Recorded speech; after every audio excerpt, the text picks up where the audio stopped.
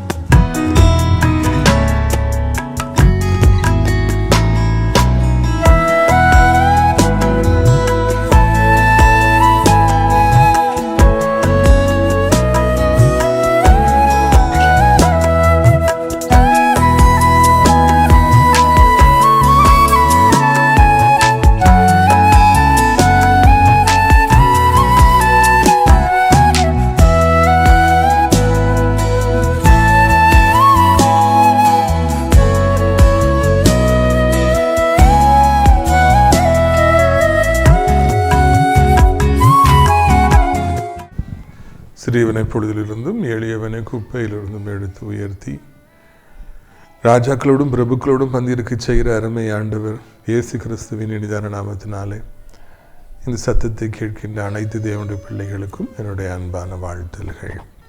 நீங்கள் கோடா கோடியாய் பெருகுவீர்களாக, உங்களுடைய பிள்ளைகள் கோடா கோடியாய் பெருகுவார்களாக என்று வாழ்த்துகின்றேன். பிரியத்துக்குரியவர்களே, இந்த அருமையான நாளிலும் கூட உங்களை சந்திப்பது அதிக சந்தோஷம், அதிக மகிழ்ச்சி.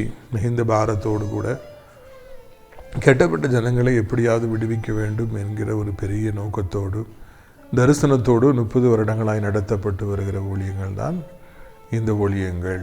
எவ்வளவோ பேர் இந்த ஊழியத்தின் மூலமாக புது வாழ்வு அடைந்திருக்கிறார்கள், ஆசீர்வதிக்கப்பட்டு இருக்கின்றார்கள். பிரியத்துக்குரியவர்களே, இப்படியாக உங்களை கூட தொலைக்காட்சியின் வழியாக யூடியூப் வாயிலாக சந்திக்க கர்த்தர் கொடுத்திருக்கிற கிருபைக்காக ஸ்தோத்திரம். இந்த நாட்களிலே நாம் எங்கெல்லாம் சனிக்கிழமையில் கூட்டங்களை நடத்துகிறோமோ அங்கெல்லாம் நீங்கள் வந்து பங்கு பெறும்படியாக, ஆசீர்வதிக்கப்படும்படியாக, விடுவிக்கப்படும்படியாக உங்களை நான் கேட்டுக்கொள்கிறேன்.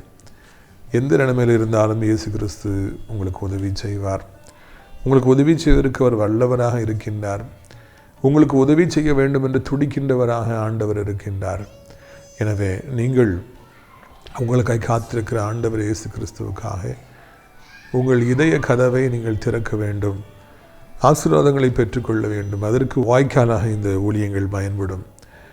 தொடர்ந்து ஊழியங்களுக்காக ஜெபியுங்கள். கர்த்தர் உங்களை ஆசீர்வதிப்பாராக. ஆமேன்.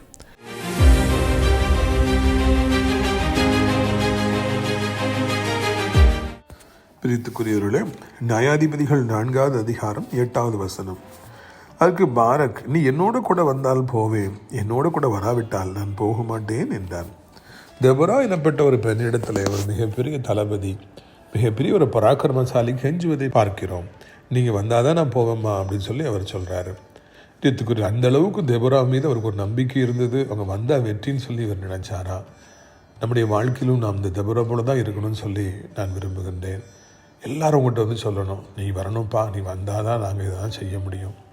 இந்த வேலையில் கண்டிப்பாக நீ வரணும்ப்பா, இந்த ஊழியத்துக்கு நீ கண்டிப்பாக வரணும்ப்பா, இந்த வீடை கட்டுறதுக்கு நீ கண்டிப்பாக வேணும்ப்பா, நீ வந்தால் தான் இதை செய்ய முடியும்ப்பா, நீ வரலன்னா நாங்கள் செய்யவே மாட்டோம்ப்பான்னு சொல்லி எல்லாரும் நம்மகிட்ட வந்து சொல்லணும். பிரியத்துக்குரியவர்களே, அந்தளவுக்கு விரும்பப்படுகிற ஒரு பாத்திரமாக கர்த்தர் உங்களை மாற்ற விரும்புகிறார். இன்றைக்கி எல்லாரும் சொல்லலாம், நீ மாத்திரம் வரக்கூடாது, நீ மாத்திரம் இந்த காரியத்தை தலையிடவே கூடாது, உன் முகத்தில் முழிக்கவே கூடாது, வேறு எல்லோரும் வாங்க, ஐயா வாங்க, அம்மா வாங்க, நீ ஓடுறான் அப்படின்னு சொல்லி இந்த உலகம் நீங்கள் சொல்லிகிட்டு இருக்கலாம்.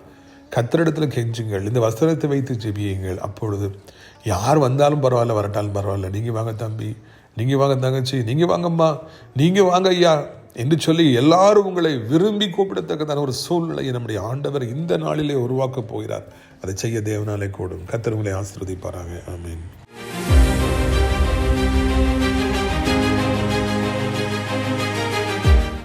1 ராஜாக்கள் 19வது அதிகாரம் 6வது வசனம். 1 ராஜாக்கள் 19வது அதிகாரம் 6வது வசனம்.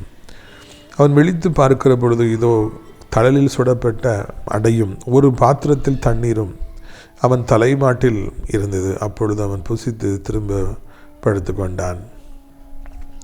பார்த்தீங்களா, இந்த மாதிரி தூங்கிட்டு இருக்காரு எலியா. அவர் அதுக்கு முந்தின சாப்டரில் எவ்வளோ பெரிய ஒரு காரியத்தை ஆண்டவருக்காக செய்து மிகப்பெரிய ஒரு சாதனையை அவர் புரிந்து ஏராளமான மக்களை, சோரம் போன மக்களை, கெட்டு போன மக்களை, தடுமாறி போன மக்களை, இடதுகைக்கும் வலதுகைக்கும் வித்தியாசம் தெரியாமல் ஆகி போன இஸ்ரவேல் ஜனங்களை கர்த்தருடைய பக்கமாக கொண்டு வந்து சேர்த்தார்.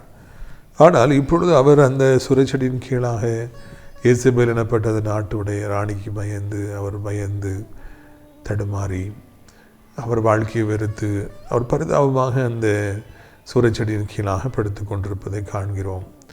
சோர்வும் பயமும் சாத்தானுடைய கையில் இருக்கிற மிகப்பெரிய ஆயுதமாக இருக்கிறது.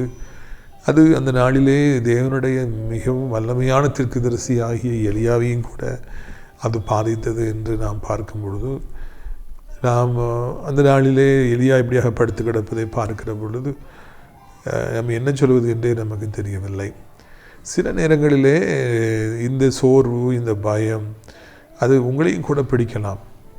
நீங்கள் எவ்வளவோ ஜெபிக்கிறவர்களாக இருந்தாலும், சபைக்கு செல்கிறவர்களாக இருந்தாலும், எவ்வளவோ நீங்கள் கர்த்தரோடு கூட நடக்கிறவர்களாக இருந்தாலும், எவ்வளவோ நீங்கள் ஊழியங்களை செய்திருந்தாலும், எவ்வளவோ ஆண்டவருக்காக எளிமை பிரகாசித்திருந்தாலும், ஆண்டவருடைய பார்வையிலே நீங்கள் விளையேற பெற்ற ஒரு ஆத்மாவாக இருந்தாலும், சில நேரங்களிலே இதுபோல் பயமும் கலக்கமும் திகிலும் சோர்வும் வந்து ஜெபிக்க முடியாதபடி, ஊழியம் செய்ய முடியாதபடி, மகிழ்ச்சியாக இருக்க முடியாதபடி, சமாதானமாக எல்லாரிடத்திலும் களவாதபடி, இப்படியாக தனிமைப்படுத்தப்பட்டு இப்படியாக அமர்ந்து தூங்கி கொண்டிருக்கிற அளவிற்கு, ஜெபிக்க முடியாத அளவிற்கு ஒரு செல்லுகிற காலங்கள் உங்களுடைய வாழ்க்கையிலும் கூட வரலாம். அதனால் எதற்காக இப்படிப்பட்ட சோர்வுகள் எல்லாம் வருகின்றன, பயங்கள் எல்லாம் வருகின்றன என்பதை நான் சிந்தித்து பார்க்கிற பொழுது நமக்கு கிடைக்கின்ற ஒரே ஒரு பதில் என்னவென்றால், ஆண்டவர் நம்ம எந்த நேரத்திலும் கைவிடப் போவதில்லை. இன்னொன்று, நாம் மனிதர்கள் தான் என்பதை நமக்கு தெரியப்படுத்தும்படியாக தான் இப்படிப்பட்ட சம்பவங்கள் நடக்கின்றன. நாம் என்றைக்கு இருந்தாலும் ஒரு பொழுதும் கடவுளாக ஆக முடியாது. நாம் ஒரு நாளும் சூப்பர் ஹியூமன் பீயாக மாற முடியாது. சினிமாவில் பார்க்கும்பொழுது ஹீரோ ஒரே நேரத்தில் 20 பேர்களை 100 பேர்களை அடிக்கிறார், தூக்கி வீசுகிறார். இப்படி கையை தூக்குறோன்னா 10-20 பேர் பறந்து போகிறாங்க. அவர் என்னெல்லாமோ ஒரு சாதாரண மனிதனை பயங்கரமான ஒரு ஹீரோவாக காண்பிக்கின்றார்கள். அவருக்குள்ள ஒரு வெறி வந்தவுடனே எல்லாமோ ஒரு செய்கிற மாதிரி காமிக்கிறாங்க. மக்களும் கைத்தட்டி ரசிக்கிறாங்க. ஆனால் உண்மை அதுவல்ல. மனிதன் என்பவன் சாதாரணமான ஒரு மனிதன். நீங்கள் யாராக இருந்தாலும் சரி, நீங்கள் காண்கின்ற மனிதர்கள் யாராக இருந்தாலும் சரி, மனிதர்கள் தான், பலகீனமான பாண்டங்கள் தான். நாம் பெருமை பாராட்டுவதற்கு என்று எதுவுமே நம்முடைய வாழ்க்கையில் இருப்பதில்லை. நாம் மேன்மை பாராட்டுவதற்கு என்று சொல்லி எதுவுமே இருப்பதில்லை என்பதை புரிந்து கொள்வதற்காக இந்த மாதிரியான சம்பவங்கள் ஒருவேளை நம்முடைய வாழ்க்கையில் சம்பவிக்கப்படலாம். நமது ஊழியத்தின் பாதையில் எத்தனையோ தாயார்களை காண்கிறோம். அதிலே ஒரு தாயார் மிகவும் அன்பானவர்கள், மிகவும் ஜெபிக்கிறவர்கள். ஒரு வேறு விதமான பின்புலத்திலிருந்து அவர்கள் ஆண்டவரை சொந்த இரட்சகராக ஏற்றுக்கொண்டார்கள். அதிசயமானபடிக்கு ஆண்டவர் அவர்களை சந்தித்து ரட்சித்து தன்னுடைய பிள்ளையாக மாற்றினார். உண்மையான ஒரு விசுவாசி, real woman of God, not reel woman of God. அவங்க என்று ரொம்ப மரியாதையாக இருப்பாங்க, ரொம்ப பாசமாக இருப்பாங்க. அவர்கள் ஒரு இடத்துல தங்கியிருக்கிற பொழுது அங்கே இருப்பவர்களுக்கு ஆண்டரை குறித்து அறிவித்து பலர்கிட்ட அப்படி அவங்க பேசி இருந்து நல்லா ஊழியம் செய்துட்டு பிறகு வீட்டுக்கு அவங்க போகிறாங்க. போகும்பொழுது தன்னுடைய உடைமைகளை வைத்து விட்டு போகிறாங்க, தன்னுடைய தட்டை வைத்து விட்டு போகிறாங்க. கொஞ்ச நாள் இருங்க, நான் வீட்டுக்கு போயிட்டு இளைப்பாரி விட்டு பிள்ளைகளை பார்த்துட்டு நான் திரும்ப வரேன் அப்படின்னு சொல்லிட்டு அவங்க போகிறாங்க. அவர் திரும்ப வருவதற்குள்ளாக அவர்கள் மீது கோபம் கண்ட இன்னொரு நபர், அவங்க எப்படி நீங்கள் போகலாம் அப்படின்னு சொல்லிட்டு இந்த கோபத்தில் அவங்க சாப்பிட்ற தட்டில் ஓட்டை போட்டு முடிச்சுறாங்க. சாப்பிட்ற தட்டில் யாராவது ஓட்டை போடுவாங்களா? ஆனால் போட்டு வைக்கிறாங்க. அந்த உலகத்தில் இப்படிலாம் நடக்குமா? நடக்கும். இது ஒரு அதிர்ச்சியான ஒரு காரியம். அவர் திரும்பி வந்து பார்க்கும் பொழுது அவருடைய தட்டிலே ஓட்டை போடப்பட்டிருக்கிறது. அது ஒரு அதிர்ச்சியான சம்பவம். அப்போது அவங்க சோர்ந்து போகிறாங்க. சாப்பிட்ற தட்டில் கூட ஓட்டை போடுவாங்களா அப்படின்னு சொல்லி அவங்க சோர்ந்து போகிறாங்க. நான் அதை பார்த்த பொழுது மிகவும் அதிர்ச்சி அடைந்தேன். அவர்கள் மிகவும் ஜெபிக்கிறவர்கள், எல்லோரையும் உற்சாகப்படுத்துகிறவர்கள், உண்மையான ஒரு ஆவிக்குரிய பெண்மணி. நான் கண்ட ஆவிக்குரிய பெண்மணிகள் அவர்கள் மிகவும் உண்மையானவர்கள், நல்ல ஒரு தாயார். அவர்களுக்கும் கூட அந்த சம்பவம், சாப்பிடுகிற தட்டிலே ஓட்டை போட்டு விட்டார்கள் என்பது அவர்களை அதிகமாக பாதித்து 1 வாரம் ஆகி 2 வாரம் ஆகி அதில் அவங்க வெளியே வர முடியாமல் இருப்பதை நான் கண்ட பொழுது நான் மிகவும் அதிர்ச்சி அடைந்தேன். பக்குவமடைந்த மனிதர்கள் கூட ஒரு சில சம்பவங்களால் பாதிக்கப்படுறாங்க.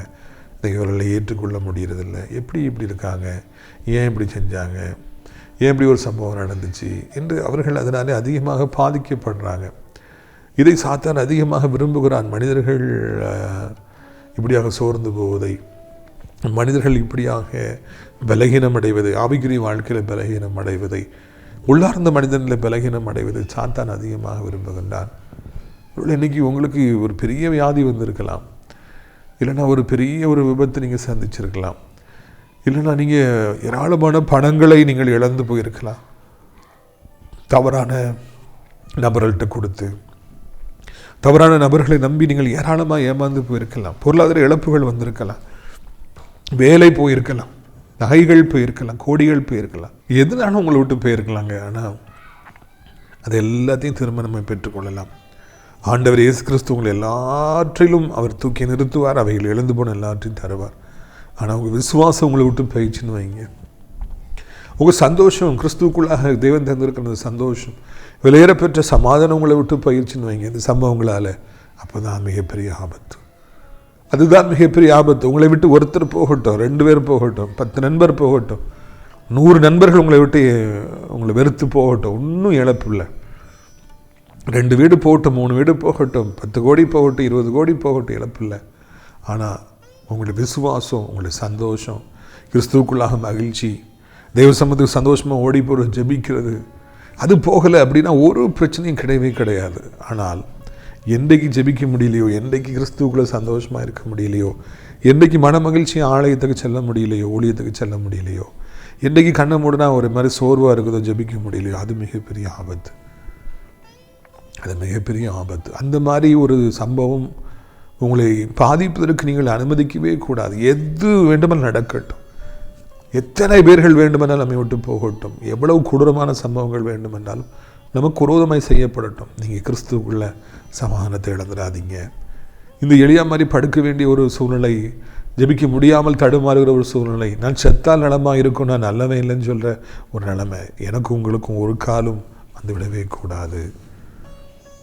நம் மீட்பர் உயிரோடு இருக்கிறார் அல்லவா, இயேசு உயிரோடு இருக்கிறார் அல்லவா, நாம் ஏன் பயப்பட வேண்டும், நாம் ஏன் கலங்க வேண்டும்? எவ்வளவு சாத்தான் நம்மை தள்ளிவிட்டால் நம்மை தூக்கி மறுபடியும் எடுத்து நிறுத்துவதற்கு ஆண்டவர் போதுமானவராக இருக்கிறார் என்பதை நம்முடைய வாழ்க்கையில் நாம் மறக்கவே கூடாது. கிறிஸ்து உங்களை கைவிடவே மாட்டார், கிறிஸ்து உங்களை வெட்கப்படவே விட மாட்டார். அவருக்காக வாழ்கிற உங்களை அவர் வெட்கப்பட விடுவாரா? விடவே மாட்டார். அவர் உங்கள் கண்ணீர் யாவையும் துடைப்பார், அதிசயமானபடிக்கு மறுபடியும் நிறுத்துவார். எப்பவும் சந்தோஷமாக இருங்க, எப்பவும் சந்தோஷமாக போய் ஜெபிக்க போங்க, எப்பவும் சந்தோஷமாக சர்ச்சுக்கு போங்க. ஏன்னா மீட்பர் உயிரோடு இருக்காரு, என் ஆண்டவர் உயிரோடு இருக்காருன்னு சொல்லிக்கிட்டே இருங்க. அப்போது நீங்கள் அசைக்கப்படுவதில்லை, உங்களை யாரும் அசைக்க முடியாது. அந்த நம்பிக்கைகள் தகர்ந்து போகிற பொழுதுதான் சந்தோஷம் இல்லாமல் போகும்போது ஒன்றுமே செய்ய முடியாது, ஒரு அடியோட எடுத்து வைக்க முடியாது. நாம் மிகவும் பலட்சியமானவர்களாக பலகீனமானவர்களாக மாறிடுவோம். சிம்சோன் அவருக்குள்ளே இருந்த ஆவியான ஒரு அபிஷேகம் அவரை விட்டு போன பொழுது அவர் மிகுந்த சாதாரணமான ஒரு மனிதனாக மாறினார். அது வரைக்கும் எத்தனையோ ஆயிரம் இராணுவ வீரர்கள் பக்கத்தில் கூட வர முடியல, தூக்கி வீசினார். அவரை ஒன்றுமே செய்யணும், அடக்கவே முடியல. ஆனால் அந்த அபிஷேகம் அவரை விட்டு போன உடனே அவர் சாதாரணமான மனிதனாய் மாறினார். அவர் அடின்னு அடித்தாங்க, கண்ணை பிடுங்கினாங்க, சங்கிலியில் கெட்டினாங்க, கெட்டவா சொல்லி திட்டினாங்க, கேவலப்படுத்தினாங்கலாம் நம்ம வாசிக்கிறோம். சிறைச்சாலில் அடைச்சாங்கன்னு சொல்லிட்டு. அப்படி வாழ்க்கையில் நாம் இந்த சந்தோஷத்தை இழந்துட்டோம்னா, கிறிஸ்துவுக்குள்ள சமாதானத்தை இழந்துட்டோம்னா, நாமும் கூட இந்த மொட்டையடிக்கப்பட்ட சிம்சோனை போலத்தான், பலட்சியமான சிம்சோனை போலத்தான் நாம் இருப்போம். எப்பொழுதும் சந்தோஷமாக இருக்க கற்றுக்கொள்ளுவோம். அதிர்ச்சியான சம்பவங்கள் வருகிற பொழுது, நம்ப முடியாத சம்பவங்கள் நடக்கும் பொழுது, நம்பியவர்கள் நமக்கு எதிராக வருகிற பொழுது, பல இழப்புகள் நம்முடைய வாழ்க்கையில் வருகிற பொழுது, யாராவது மிகவும் வேதனையான வார்த்தைகளை சொல்லி நம்மை காயப்படுத்துகிற பொழுது, நாம் ஏமாற்றப்படுகிற பொழுதெல்லாம் ஆண்டவரை துதிப்போம். கிறிஸ்துவுக்குள்ளே சந்தோஷமாக இருக்கும். என் ஆண்டவர் இருக்கார், அவர் என்னை பார்த்துக்கொள்வார். நான் ஏன் பயப்படணும், நான் ஏன் கலங்கணும், நான் தைரியமாக இருப்பேன், நான் ஜெபம் பண்ணுவேன், நான் சந்தோஷமாக இருப்பேன்னு சொல்லி இருந்துட்டிங்கன்னா சாத்தான் வைக்கப்பட்டு போவான். உங்களை யாருமே அசைக்க முடியாது. சமாதானத்தின் தேவன் தாமே உங்களுக்கு சமாதானத்தை அருளி செய்வாராக. விழுந்து கிடக்கிற உங்களை, சோர்ந்து போயிருக்கிற உங்களை ஆண்டவர் சீக்கிரத்தில் தூக்கி நிறுத்துவாராக என்று நான் வாழ்த்துகிறேன். இங்கே பார்த்தீர்களா, அவர் தூங்கி போது அவர் ஒரு தெய்வம் தட்டி 2 முறை தட்டி எழுப்புறான். அங்கே நல்ல சுட சுட அப்பத்தை சுட்டு வச்சு கொடுக்குறான். ஒரு பாத்திரத்தில் தண்ணி இருக்குது, நீ இந்த அப்பத்தை சாப்பிடு, இந்த தண்ணியை குடி, நீ பலப்படு, நீ செல்ல வேண்டிய பாதை வெகு தூரம் பா என்று சொல்லி அவன் சொல்லுகிறானா. சோர்ந்து போன நேரத்தில் அந்த அந்த மனிதனுக்கு எளியாகப்பட்ட தீர்க்கதரிசிக்கு முதலாவது ஆண்டவர் நல்ல சாப்பாடை கொடுக்குறார், நல்ல அப்பத்தை நல்ல தண்ணீரையும் கொடுக்குறார். முதல்ல சரீரத்துக்கு நல்ல சாப்பாடு வேணும். என் மகன் சோர்ந்து போயிருக்கிறான், நேற்று எவ்வளோ உழைச்சிருக்கான், அவனுக்கு நல்ல சாப்பாடு கொடுப்போம்னு சொல்லிட்டு முதலாவது அவருடைய சரீரத்திற்கு தேவையான மன்னாவை அவர் கொடுக்கின்றார். அவருடைய வாழ்க்கையில் கூட எப்பெல்லாம் சோர்ந்து போகிறீங்களோ அப்போல்லாம் நல்லா சாப்பிடுங்க. இதை நான் நகைச்சுவையாக சொல்கிறேன் என்று நீங்கள் நினைக்கவே கூடாது. ஏன்னா கவலை அதிகரிக்கிற பொழுது மனிதர்களால் சாப்பிடவே முடியாது. தங்க முடியாத துக்கம் வருகிற பொழுது சாப்பாடு குப்பையாய் தோன்றும். நீங்கள் சாப்பிடாமலே இருப்பீங்க. அப்போ உங்கள் சரீரம் மென்மேலும் பலகீனம் அடையும், உங்களுடைய ஆவியும் பலகீனம் அடையும். சரீரத்திற்கும் ஆத்மாவுக்கும் இடையிலே ஒரு சம்பந்தம் இருக்கிறது. முதலாவது உங்களுக்கு தேவை நல்ல சாப்பாடு. கவலை ஆயிட்டீங்களா, ரொம்ப தங்க முடியாத துக்கம் ஆயிடுச்சா, முதல்ல நல்லா சாப்பிடுங்க. நம்முடைய ஊழியத்தில் ஒரு அண்ணையாக இருந்தாங்க, பக்கத்தில் மூக்குப்பிரிங்கிற ஊரில் சார்ந்தவங்க, ராஜகுமார் அண்ணன். இன்னொன்று ஆசிரியத்தில் போஸ்ட் மாஸ்டராக இருக்காங்க ஜெபதாஸ் அண்ணன். இவங்கெல்லாம் என்னுடைய மிகவும் நெருங்கிய நண்பர்கள். அப்போது அவங்கெல்லாம் 2 பேரும் நம்ம வீட்டுக்கு வருவாங்க. நைட் ஆனோடனே நாங்கள்லாம் 3 பேர் உட்காந்து ரொம்ப நேரம் பேசிட்டு ஜெபிச்சுட்டு போவோம். இது ரொம்ப நாளாக எங்களுடைய வழக்கம். ஒரு சமயம் ராஜகுமாரனுடைய தாயார் பலகீனப்பட்டு மறித்து போனாங்க. நான் சொல்கிறது ஒரு 15-20 வருடம் இருக்கும். ஆவிக்குரிய ஓட்டத்தில் ஊழியத்தின் பாதையில் ஆரம்ப பகுதி. அப்பொழுது நான் அதை கேள்விப்பட்டேன், ராஜகுமாரனுக்கு பக்கபலமாக இருக்க வேண்டும், அவர் நம்முடைய நண்பர் என்று அவருடைய வீட்டிலேயே போய் நானும் ஜெபதாசனும் கடந்தோம்.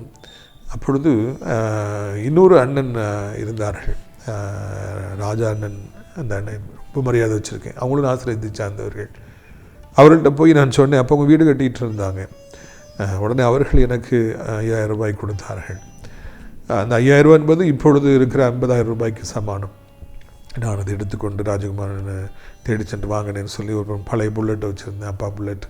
அதில் நான் ஜெபதாசனை ராஜகுமாரனை அந்த கூரைக்கடைன்னு சொல்லி சொல்லுவாங்க, அங்கே கூப்பிட்டு போய் அவனுக்கு நல்ல பரோட்டா சுக்காலாம் நான் வாங்கி கொடுத்தேன்.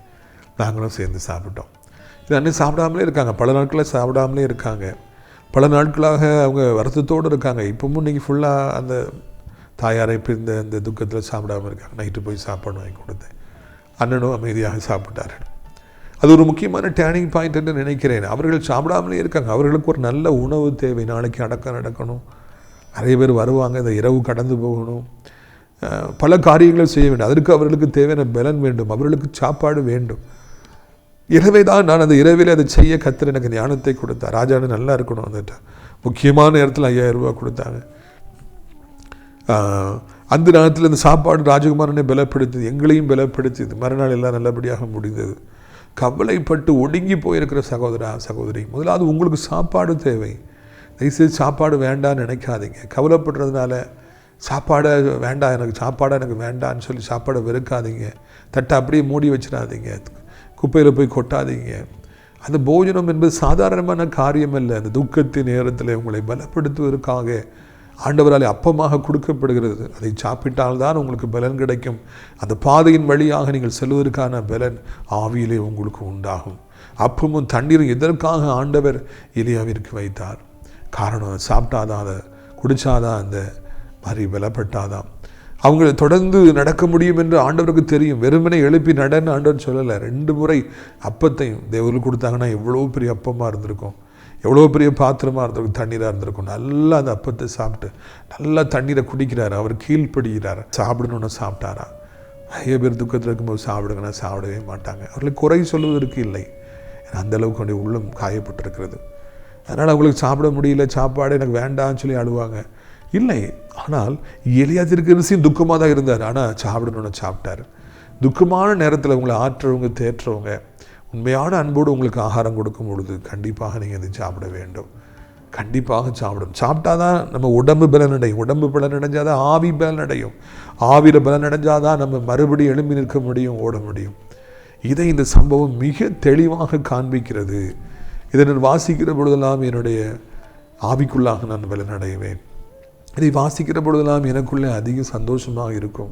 பிரியத்துக்குரியவர்களே, நம்முடைய வாழ்க்கை பாதையிலே ஆண்டவர் நம்மை நடத்துகிற பொழுது யார் மூலமாவது இப்படியான சாப்பாடை கொடுத்து, அப்பத்தை கொடுத்து, பரோட்டாவை கொடுத்து, ஏதோ ஒரு தோசை இட்லியாக கொடுத்து, இல்லை ஒரு மீல்ஸ் கொடுத்து சாப்பிடுங்க, நீங்கள் சாப்பிட்டா தான் உங்களுக்கு பலன் இருக்குன்னு சொன்னாங்கன்னா கண்டிப்பாக சாப்பிடுங்க. கண்டிப்பாக தண்ணியை குடிங்க. நான் சாப்பிட மாட்டேன் நீங்கள் சொல்லாதீங்க. உங்களுக்கு ஒரு பலன் தேவை இல்லைம்மா. அன்பு சகோதரி, எவ்வளோ நாளாக சாப்பிடாமலே இருப்பீங்க. உங்களை கெடுத்துக்கொள்ளாதீங்க.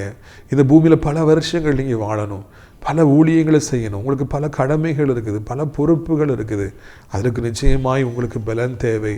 அந்த பலன் கிடைக்க வேண்டும் என்றால் கண்டிப்பாக நீங்கள் சாப்பிட வேண்டும். இறையத்திற்கு சாப்பிட்டார், தண்ணி குடித்தார். அதுக்கு பிறகு என்ன நடந்து பார்த்தீங்களா? 40 நாட்கள் இரவும் பகலும் அவர் நடந்தாராம். ஒரே பர்வதம் மட்டும். 40 days and 40 nights Elijah walked and walked and walked and walked. எப்படி இந்த உலகத்தில் இவ்வளோ பெரிய சாதனையும் செய்ய முடிஞ்சது? தூங்கலை, நிற்கலை.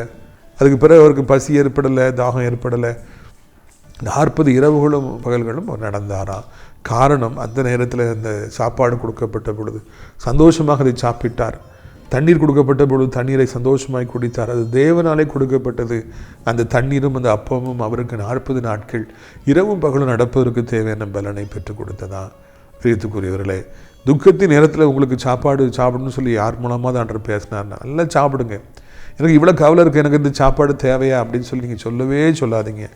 எனக்கு தண்ணீர் தேவையா, நான் தண்ணியே குடிக்க மாட்டேன், நான் சாப்பிடவே மாட்டேன், நான் வேலையே தான் செய்வேன், நான் அழுதுகிட்டே தான் இருப்பேன்னு சொல்லாதீங்க. தண்ணியை குடிங்க, சாப்பிடுங்க, சந்தோஷமாக கிறிஸ்துவுக்குள் இருங்க. அப்பொழுது உங்களுக்கு ஒரு புதிய பலனை தருவார். அதுக்கு பிறகு எவ்வளவு காலங்கள் வேண்டுமென்றாலும் நீங்கள் தொடர்ந்து ஓடுவதற்கு, தொடர்ந்து வேலை செய்வதற்கு, தொடர்ந்து பல அரிய பெரிய சாதனைகளை செய்வதற்கு தேவையான பலனை பெற்றுக்கொள்வீர்கள். இந்த நாளின் செய்தி நிச்சயமாக உங்களுக்கு பிரயோஜனமாக இருக்கும் என்பதில் எனக்கு எந்த சந்தேகமும் இல்லவே இல்லை. எனவே கிறிஸ்துவை பற்றி கொள்ளுங்கள். கிறிஸ்துவுக்குள்ளாக நீங்கள் மகிழ்ச்சியாக இருங்கள். கிறிஸ்துவுக்குள்ளாக நீங்கள் பெரிய காரியங்களை செய்ய ஆண்டவர் உங்களுக்கு உதவி செய்கிறார். இந்த துக்கத்தின் நேரத்திலிருந்து கர்த்தர் சீக்கிரத்தில் உங்களை வெளியே கொண்டு வருவார். ஆனால் அதற்கு முன்பதாக சாப்பாடை ஒழுங்காக சாப்பிடணும், தண்ணியை ஒழுங்காக குடிக்கணும், உடம்பு நல்லா கவனிக்கணும், தூங்க இடத்துல தூங்கணும். இதை ஒழுங்காக செய்யுங்க. அப்பொழுது 40 நாட்கள் இரவும் பகலும் எலியா நடந்தது போல நீங்களும் நடந்து கொண்டே இருப்பீர்கள். நீங்களும் வெற்றி பெற்று கொண்டே இருப்பீர்கள். நீங்களும் கூட பழைய பலனை பெற்றுக்கொள்வீர்கள், பழைய மேன்மையை மகிமையை பெற்றுக்கொள்வீர்கள். யாராலும் செய்ய முடியாத சாதனைகளை செய்வீர்கள். உங்களுக்காக நான் ஜெபிக்க முடியாத விரும்புகிற கண்களை மூடுவீர்களா? எல்லாரும் ஜெபிக்கலாம். அப்பா பிதாவே, வானத்துக்கும் பூமிக்கும் ஆண்டவரே, சர்வ வல்லமுடைய தேவனே, இந்த நாளில் எலியா தீர்க்கதரிசியின் மூலமாக அதிசயமான ஒரு அற்புதமான ஒரு ஆண்டவரை தோத்திரம் ஐயா. என் தகப்பனே, நமக்கு சோத்திர ஒரு பாடத்தை கற்றுக் கொடுத்தீங்க, அதற்காக நன்றி ஆண்டவரே. கவலைப்படுறவங்க சாப்பிடவே மாட்டேங்கிறாங்க, தண்ணியே குடிக்க மாட்டேங்கிறாங்க, தூங்கவே மாட்டேங்கிறாங்க, தங்களை கவனிக்கவே மாட்டேங்கிறாங்க. இது சாத்தானுடைய தந்திரம், இது ஒரு மிகப்பெரிய கண்ணி ஆண்டவரே. அந்த துக்கத்தின் நேரத்தில் எலியாவுக்கு நீங்கள் 2 முறை அப்பத்தை கொடுத்தீங்க, தண்ணியை கொடுத்தீங்க. சாப்பிட்டு தண்ணி குடித்த பிறகு அவர் 40 நாள் நடந்தார் இரவு பகலும். இந்த பாடத்தின் மூலமாக நாங்களும் கூட ஒழுங்காக சாப்பிட, ஒழுங்காக ஆண்டவர் தண்ணி குடிக்க, ஒழுங்காக நாங்கள் தூங்க, அதன் மூலமாக உமக்காக உயிருள்ள சாட்சியாய் வாழ, பெரிய காரியங்களை செய்ய ஆண்டவரே எங்களுக்கு உதவி செய்யும். எத்தனை பேரை பார்க்குறோம், தண்ணியே குடிக்க மாட்டேங்கிறாங்க, சாப்பிடவே மாட்டேங்கிறாங்க. அதுதான் வாழ்க்கையில் எல்லா வியாதிகளுக்கும் ஆரம்பம். ஒழுங்காக சாப்பிடாமல் இருப்பது, ஒழுங்காக தண்ணி குடிக்காமல் இருப்பது, எல்லா வியாதிகளின் ஆரம்பமும் அதுதான் ஐயா. அதனால் எத்தனையோ பேர் நல்ல ஸ்ட்ராங்காக இருந்து இந்த பூமியில் எவ்வளோ காலம் இருந்து எவ்வளோ பெரிய சாதனைகளை செய்ய வேண்டியவங்கெல்லாம் ஒன்றும் இல்லாமல் போகிறாங்கப்பா. கர்த்தாவே, இந்த நாளில் சத்தத்தை கேட்குற பிள்ளைகள் என்ன நிலைமையில் இருந்தாலும் அவர்களுக்கு நீங்கள் உதவி செய்யுங்க. எப்படிப்பட்ட துக்கத்தின் மத்தியில் இருந்தாலும் அவருடைய துக்கங்களை மாற்றுங்க, அவருடைய துயரங்களை மாற்றுங்கப்பா. சோர்வான பிள்ளைகள், பல அதிர்ச்சியின் மத்தியில் இருக்கிறவங்க, மென்டல் டார்ச்சரில் இருக்கிறவங்க, டிப்ரெஷன் இருக்கிறவங்க எல்லாரையும் வெளியே கொண்டு வாருங்க. அந்த எலியாவை மறுபடி தூக்கி நிறுத்தியது போல இந்த பிள்ளைகளையும் மறுபடி தூக்கி நிறுத்த வேண்டும் என்று நாங்கள் கெஞ்சுகிறோம். இறைவா, இந்த நாளிலும் கூட ராஜா அப்போ நம்முடைய பிள்ளைகள் ஒவ்வொருவருக்கும் சமாதானத்தையும் மகிழ்ச்சியும் தாரும்.